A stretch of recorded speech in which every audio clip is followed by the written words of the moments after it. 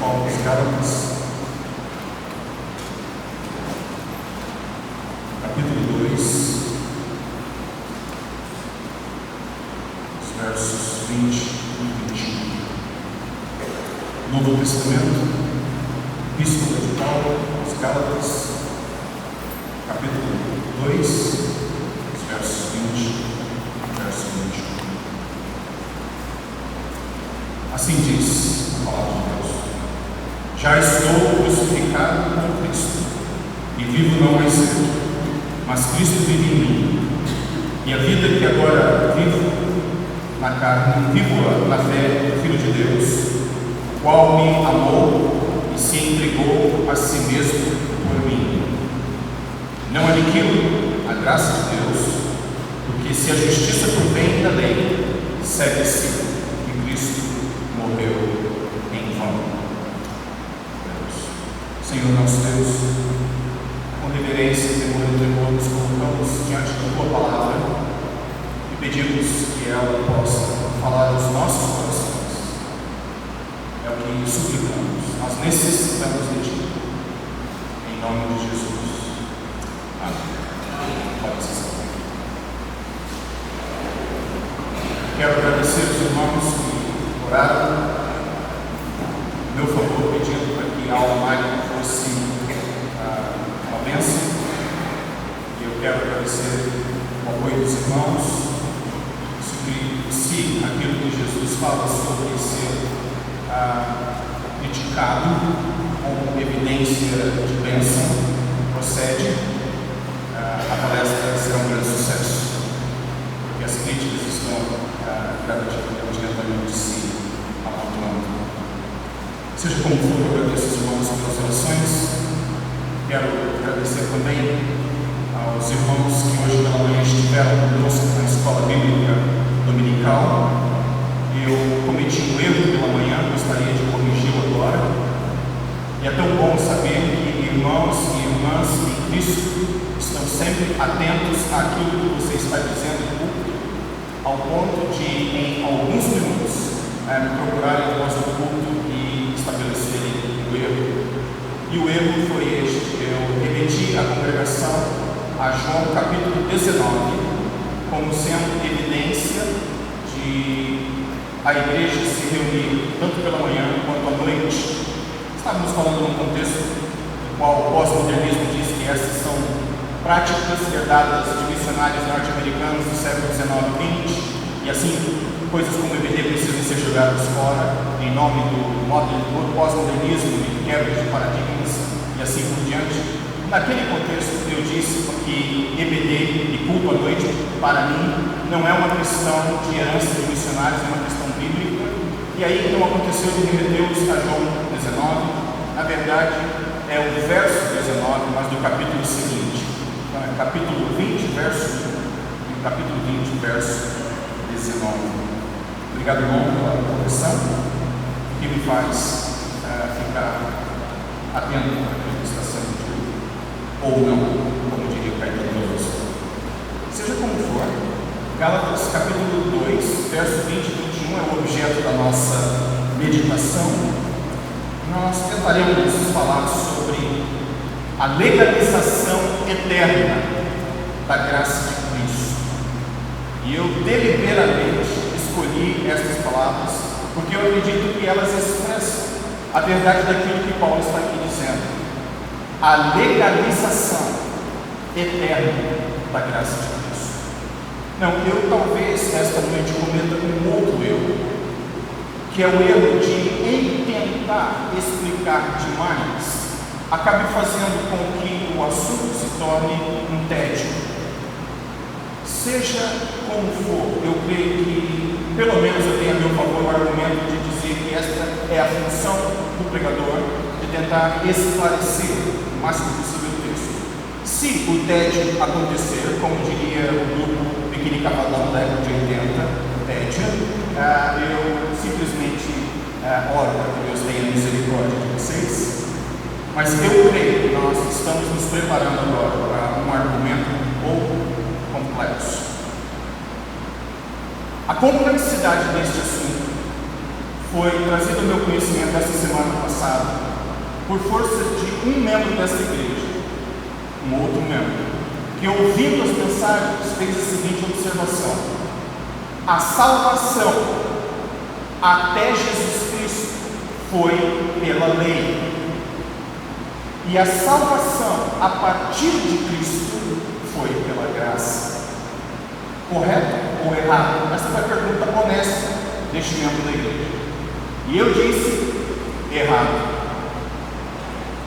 Não, eu não quero que você levante uma de suas mãos para não passar por constrangimentos, mas eu estou vendo que alguns olhares aqui indicam alguma coisa nesse sentido. Mas deixe-me fazer a pergunta: você realmente acredita que a salvação de Deus foi pela lei até Jesus, e a graça, a partir de Cristo, a graça passou a atuar para a salvação de todo aquele que crê? Sim ou não? Não levante uma de suas mãos, só responda no seu coração a sua mente essa pergunta, porque eu quero demonstrar para vocês esta noite que esse pensamento está errado. E se você tiver que sair agora, deixa tempo, e não puder ouvir a argumentação, e precisar de alguma coisa na qual sustentar a sua fé esta semana, eu quero deixar contigo a última sentença desse sermão impresso. E a última sentença é esta: a graça de Cristo é suficiente. A partir daqui, se você tiver que ir embora, lembrar-se desse ponto unicamente, já valeu tudo. A graça de Cristo é suficiente, não precisa lembrar de mais nada. Isso não significa que você tem que dormir a partir de agora, significa simplesmente que você, tendo que ir embora agora, já está de posse da coisa mais importante, que é o resumo de tudo. A graça de Cristo foi, é e sempre será suficiente. Com isso, eu quero dizer o seguinte: que o apóstolo Paulo está estabelecendo na epístola aos Gálatas, na carta que ele escreveu, que a salvação é sempre pela graça, sempre foi, nunca foi através de outro método qualquer que seja. Então, a título de introdução, eu preciso dizer isso. No início da epístola, o apóstolo está condenando o erro dos falsos irmãos, Gálatas capítulo 2, de 3 a 6, e Paulo os chama de falsos irmãos, bem como corrigindo o erro daqueles que são verdadeiros irmãos. Gálatas 2, de 11 a 14. Desde a igreja primitiva, nós temos este dilema do corpo de Cristo: falsos irmãos, verdadeiros irmãos.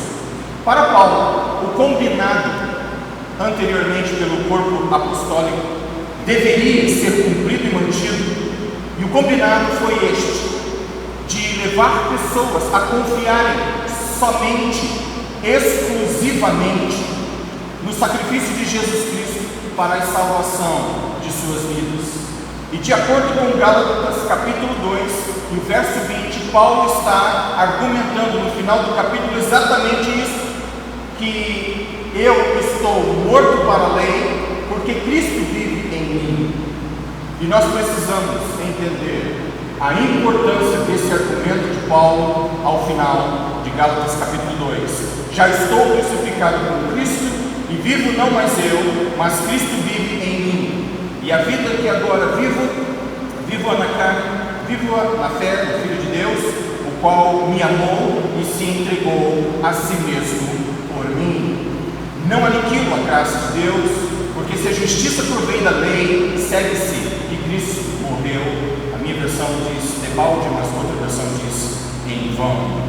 E nós precisamos então estabelecer este ponto introdutório, de que para Paulo, do começo ao fim, salvação sempre foi um ato da graça, não a partir de Cristo, mas sempre foi nas promessas do Deus de Israel.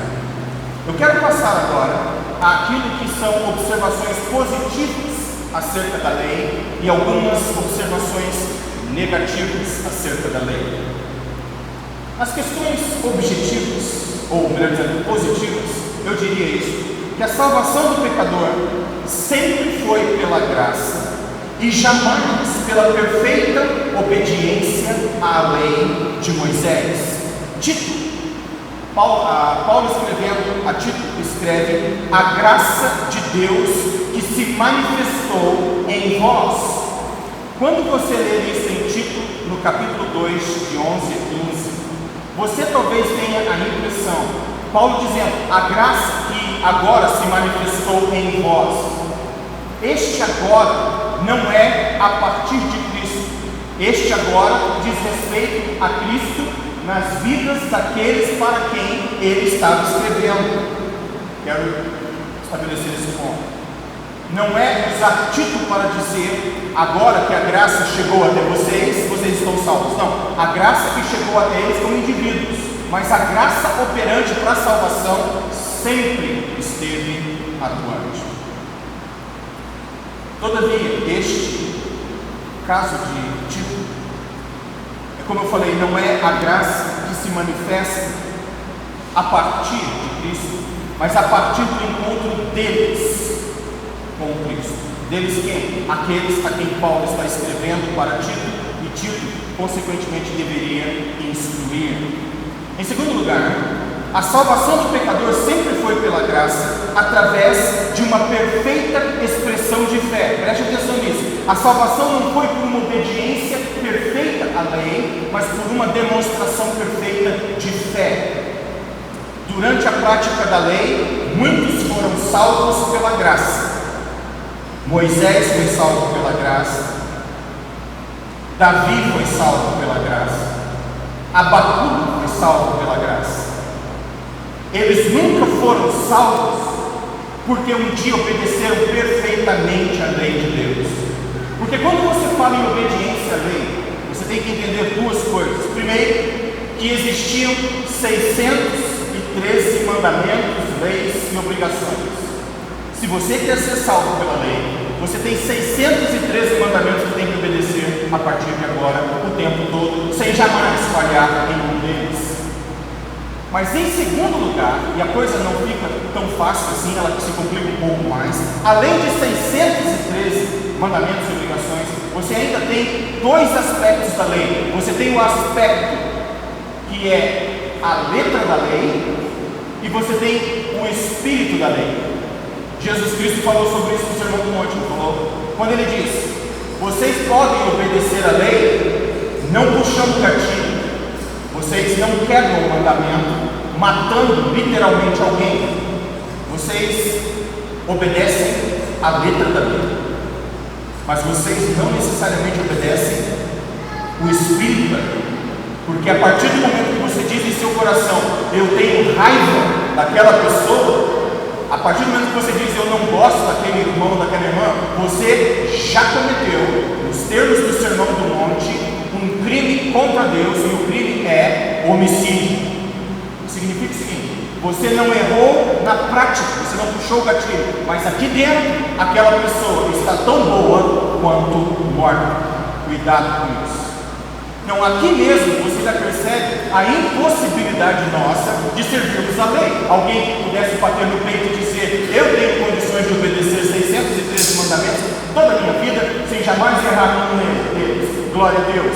O contra-argumento meu seria: os 613 mandamentos na prática. Agora me mostra o espírito. Você consegue eliminar isso? Somente a graça pode. Então, este é um outro ponto que nós precisamos observar.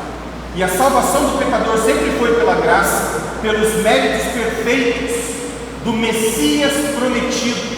Salmo 22, Isaías 53 e assim por diante. A esperança nas promessas de que o Messias viria e a confiança no fato de que o Messias já veio é a segurança de justificação para todo aquele que crê. Eu creio que a perfeita ilustração disso está no próprio livro de Gênesis, muito antes da entrega da lei de Moisés, lá no paraíso, quando o pecado entra em cena, o povo se sente, Adão e Eva se sentem nus, é o símbolo da injustiça, ou a consequência do pecado. Imediatamente, o texto diz que Deus entra em cena, um animal é sacrificado e eles são revestidos por Deus. Aí está a perfeita analogia entre aquilo que Deus fez no Éden e aquilo que Deus faz no Calvário na pessoa de Cristo. Alguém foi morto, houve derramamento de sangue para que aquela pessoa fosse de fato e de direito salvo eternamente. Então, eu acho fascinante um argumento do Dr. Martin Lloyd-Jones. Nunca parei para pensar dessa forma. Quero deixar para os irmãos. Ele diz o seguinte: que nós dividimos a Bíblia em duas partes, o Antigo Testamento e o Novo Testamento. Mas a divisão verdadeira, de acordo com Lloyd Jones, não é essa. A divisão com ele é tudo aquilo que vai de Gênesis capítulo 1 até Gênesis capítulo 3, verso 15, e o resto. Por que ele pensa assim? Porque em Gênesis capítulo 3, verso 15, Deus promete, através da palavra dele, que a solução para o pecado um dia seria provida. Você lhe esmagará a cabeça e ele lhe ferirá o calcanhar. Então, para Martin Lloyd-Jones, a divisão foi até o pecado e a promessa de solução de como o pecado seria retirado.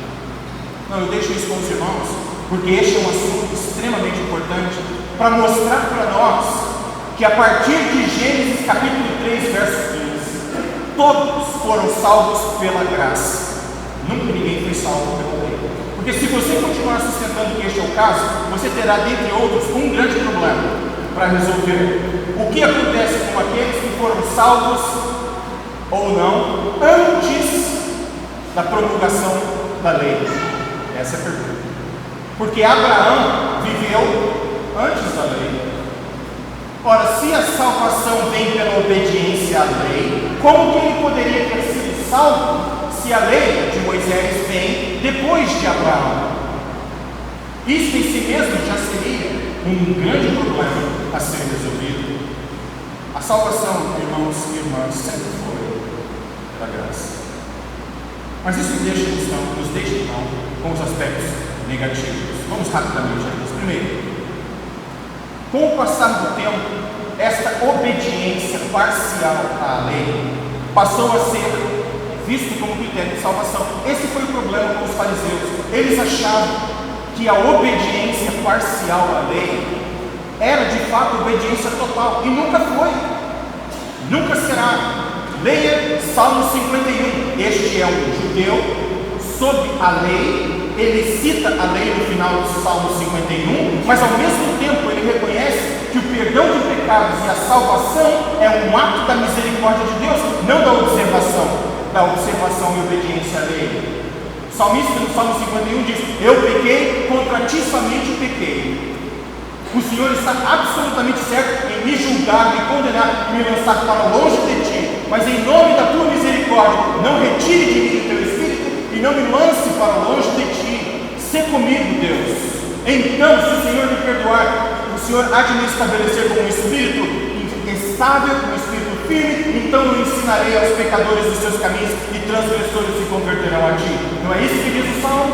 Lá no final do Salmo 51, ele diz: então eu oferecerei sacrifícios. Aí sim. Isto eu quero citar para dizer que, embora Davi estivesse na obrigação de respeitar a lei e de tentar cumpri-la da melhor maneira possível, Davi nunca conseguiu cumprir a lei de maneira completa. Salmo 51 evidência disso. Ele, como todos, sempre dependeram da graça de Deus. E isso deve ser um ânimo para todos nós. Aí vem um ponto que é complicado. E o ponto é este: Paulo disse que a lei é boa, agradável e perfeita. Através dela nunca ninguém foi salvo. Ora, se esse é o caso, para que Deus estabeleceu a lei? E eu quero deixar com os irmãos dois pensamentos. A lei de Moisés foi estabelecida porque o povo de Deus, ao sair do Egito, estava institucionalizado. O povo precisava desaprender certas coisas. Por exemplo, eles precisavam desaprender tais como, precisavam aprender tais coisas como o descanso, porque eles também aprenderam a escravatura. Eles precisavam aprender o valor da adoração, porque eles viveram por 400 anos a idolatria. Eles precisavam viver o valor dos limites, porque eles aprenderam por 400 anos o que é abuso. Eles precisavam aprender o valor do sangue, porque por 400 anos escravizados eles aprenderam a desvalorizar a vida. Vida não tem preço, vida não tem significado, vida não tem valor. A sua vida e a minha vida significam absolutamente morte. Morreu, joga no deserto, as dunas tomaram conta. Deus instituiu uma lei que pudesse ensinar o seu povo coisas novas, coisas dignas. Em segundo lugar, ao chegarem na terra prometida, este povo precisaria continuar na prática da justiça. A lei deveria então ser um professor que viria, como Paulo diz, ensiná-los verdadeiramente que justiça jamais seria alcançada por eles mesmos. Mas o erro qual foi? De com o passar do tempo, acreditar que a obediência parcial se tornou a obediência total e, consequentemente, eles tinham direito à salvação porque eles obedeceram perfeitamente a lei. E Paulo está dizendo, isso nunca aconteceu com ninguém. E se a lei é boa, agradável, perfeita, qual é o problema com a lei? O problema, senhoras e senhores, de acordo com Paulo, não é a lei. Paulo diz em Romanos 7, a lei é absolutamente boa. Então qual é a dificuldade, Flávio, nossa com a lei? Exatamente nós mesmos. Ele argumenta a mesma coisa no capítulo 7 de Romanos. O problema não é a lei, o problema é a minha natureza pecaminosa, que quando tenta obedecer a lei, só chega a uma conclusão: eu não consigo. Não é isso que Paulo fala? O mal que eu não quero, eu pratico. O bem que eu tanto desejo, eu não consigo. Quem me livrará do corpo desta morte? Quem me livrará desse problema? A lei, eu não posso me recorrer a ela. Eu já fiz isso. E ela, ao invés de ser a minha salvação, se tornou a minha acusação, por força do meu pecado. Então, eu só tenho uma opção: correr para a cruz de Cristo. Esse. Paulo está dizendo, nós já fizemos isso, irmãos. Por que vocês querem abandonar Jesus Cristo agora? Nós já testamos, nós já conhecemos a teologia, nós já praticamos, nós temos anos, séculos e milhares de anos de história, nós já experimentamos a graça, nós já experimentamos o perdão. Por que vamos agora abandonar o barco? Nós não acabamos de cantar que as mãos do Senhor estarão sempre sobre nós, aconteça o que acontecer, e são mãos poderosas para nos sustentar. Quem aqui, levante uma das mãos, terá coragem? E aqui eu quero abrir a possibilidade para que algum ateu aqui não acreditando em Deus, e por isso eu vou colocar numa condicional. Supondo que Deus existe, supondo que existe o dia do julgamento, quem aqui um dia teria a ousadia de chegar diante de Deus e dizer assim: eu cantei na Belo Horizonte naquele domingo que as mãos do Senhor são poderosas e seus braços são eternos para sustentar o pecador em qualquer situação, incluindo para a eternidade, mas eu quero lhe dizer que as mãos de Cristo não são boas e poderosas o suficiente. Quem aqui teria coragem de dizer isso diante de Deus eterno? Você está preparado para isso? E quando Paulo se depara com cristãos querendo diminuir a graça, é exatamente isso que está acontecendo. Eles estavam buscando outros recursos para dizer que aquilo que Cristo fez não era o suficiente. Tudo bem, Cristo morreu na cruz, Ele derramou o sangue dele, blá blá blá, mas eu preciso satisfazer o meu homem interior. Eu preciso fazer alguma coisa, porque aquilo que Cristo fez não foi suficiente. Quantos aqui, nessa noite, acreditam que o que Cristo fez não foi suficiente? Eu quero lhe dizer, e se esse é o caso, você ainda não chegou ao pleno conhecimento da salvação. A salvação nos méritos de Cristo é completa, perfeita em sua natureza, em sua eficácia, e para sempre será assim.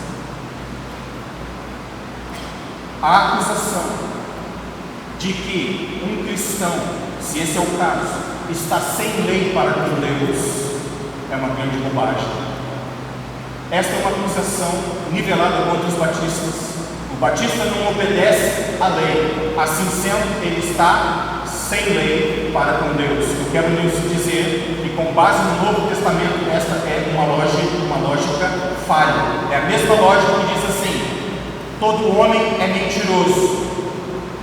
Jesus foi um homem, assim sendo, ele mentiu. Isso é lógica falha. Está fadado ao fracasso. A lógica de dizer que o crente em Cristo que não obedece à lei está sem lei para com Deus é um absurdo. E eu vou lhe dizer o porquê. Porque a palavra de Deus diz em Romanos capítulo 10, verso 4, que o fim da lei é Cristo. Em que sentido? Quando eu volto a minha fé para a cruz do Calvário e aceito completamente o que Cristo fez em meu lugar, o que acontece é o seguinte: a justiça dele, a obediência dele perfeita à lei, se tornam a minha justiça e a minha obediência. Se eu sou um crente em Cristo, eu, mais do que qualquer outra pessoa da face da terra, obedeço a lei de Moisés. Não porque eu pratico os 613 pontos, mas porque Cristo, em sua justiça, me dá esta garantia de que na obediência dele eu sou obediente. Na justiça dele eu sou justo e, portanto, justificado. Pergunta de novo: você que é um crente em Cristo e não obedece à lei, está sem lei para com Deus? Absolutamente não. Se você esta noite aceita Cristo como Senhor e Salvador, e se você confessa que Ele ressuscitou de dentre os mortos com seus lábios e no seu coração que Ele ressuscitou de dentre os mortos, se você confia nele para a sua salvação, você é, das pessoas na face da terra, aquela que mais obedece à lei. Não porque você dá conta do recado, mas porque Ele deu conta e Ele coloca sobre você a roupa da justiça que o Éden nos roubou. Sozinho não conseguimos, mas Ele nos garante isso. Nós chegaremos ao capítulo 6, pela graça de Deus, um dia. Talvez demore um pouco, mas chegaremos. Alguns já dizem pela data da raiva, mas demora muito tempo. Nós chegarmos em Gálatas 6, seja como for o ponto é esse. Em Gálatas 6, Paulo diz: em experimentando o perdão e sendo bons uns para com os outros, nós experimentamos o quê? A lei de Cristo. Nós não estamos sem lei, nós estamos na lei de Cristo. Estou caminhando por aqui. Ah, Flávio, mas alguém me disse que com a morte de Cristo 2/3 da lei ficaram abolidos, mas 1/3 da lei ficou prevalecendo. Os 2/3 são o cerimonial e o cívico, mas o que prevalece depois é o religioso. Me mostra um versículo na Bíblia onde isso é sustentado. Posso adiantar? Você não vai encontrar. Ah, Flávio, mas ela disse isso. Não importa quem disse ou quem deixou de dizer. Muitos disseram outras coisas. Existem aqueles que dizem que Jesus não é Deus. Você acredita nisso? Ele é 100% homem, 100% Deus. Existem aqueles que vieram e disseram assim: você pode, se puder, ter várias mulheres. Cristãos, se dizem cristãos. Eles vieram, e daí se eles dizem. Existem aqueles que, em nome de Cristo, e usando um verso do Novo Testamento, na Epístola de Paulo aos Romanos, eles argumentam que você pode batizar os mortos para a salvação. O seu parente morreu, você não está muito certo se ele foi ou não, no céu. Então você quer reparar a coisa, você batiza a pessoa depois de morta para a salvação. Você crê nisso? Obviamente não. Mas existem pessoas em nome de Cristo ensinando isso. Senhoras e senhores, não me importa o que ela disse. Não me importa se é profeta, se é profetisa, eu não dou o mínimo. Quero saber o seguinte: onde está escrito na palavra de Deus que com a morte de Cristo no Calvário, a morte do Messias, 2/3 da lei seria abolido e 1/3 da lei seria mantido? De qualquer maneira, faça a matemática, você sabe que 1/3 da lei é muita dor de cabeça para nós tentarmos obedecer por nós mesmos. Não conseguimos. Salvação é pela graça. Assim, estando em Cristo, A perfeição dele se torna minha perfeição. Quando Deus olha para você na eternidade, Ele não te olha como indivíduo somente, Ele te olha com os olhos de Deus. E Ele passa a te ver pela lente de Deus. E a justiça de Cristo, a perfeição de Deus, são suas. Deus não te vê como você realmente é. Ele te vê como Cristo. Isso é maravilhoso. A perfeição dele se torna a nossa perfeição. A obediência dele se torna a minha obediência. Eu disse outro dia numa reunião de quarta-feira, irmãos, quantas vezes nós dormimos consagrando nossas vidas ao Senhor nosso Deus? A primeira coisa que acontece no dia seguinte, sem vermos ninguém, sem abrirmos a boca, é um mau pensamento. Vocês concordam comigo que isso acontece? Este mau pensamento, um mau sentimento, é o suficiente para lançar qualquer um no inferno, de acordo com o padrão santo de Deus Altíssimo e da lei estabelecida por Ele. Ora, se um pensamento maldoso, cruel, que mata uma pessoa em minha alma, antes de sequer abrir os olhos para o dia, que esperança há? Não há esperança. Eu sou um pobre, cego e nu diante de Deus. Eu preciso da graça de Deus.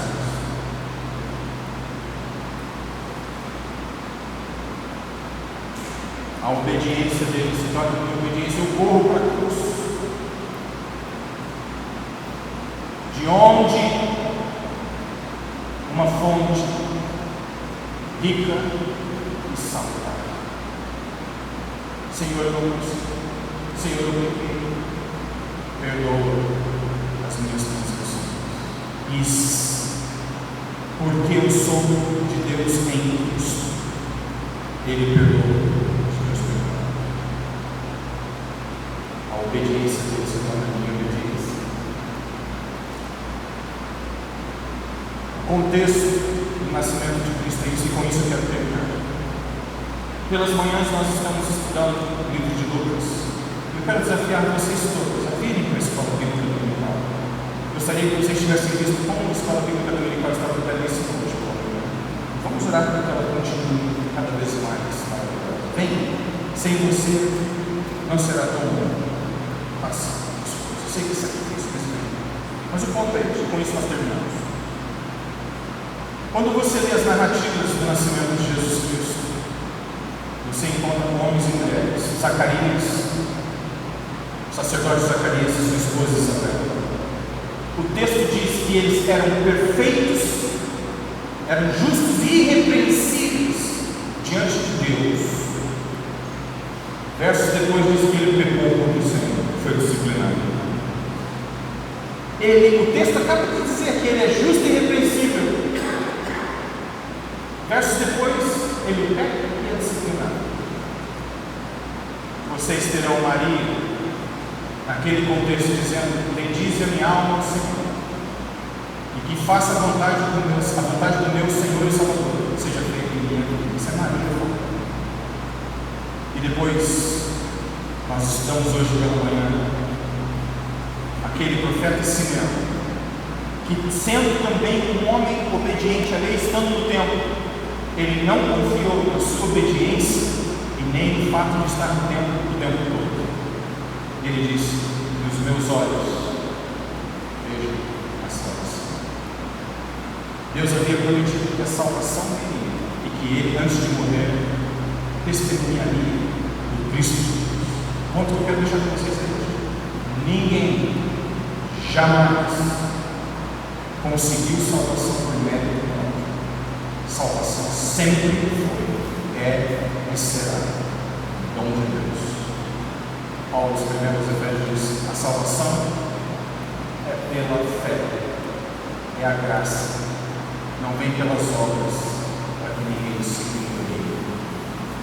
Nesse sentido, todos nós temos a chance da salvação. Sabe por quê? Porque todos nós somos pecadores, é o que a Bíblia diz. E nesse sentido, você pode, esta noite, descansar no Senhor e confiar nele para a sua salvação. Que Deus nos ajude. precisava fazer essa introdução ao capítulo 3, e daqui por diante nós seguiremos com o capítulo 3 e 4, e eu precisaria estabelecer alguns pontos aos quais eu retornarei eventualmente à medida que o argumento de Paulo for sendo estabelecido. E todos nós saímos daqui nesta noite com uma convicção: a graça de Cristo foi e sempre será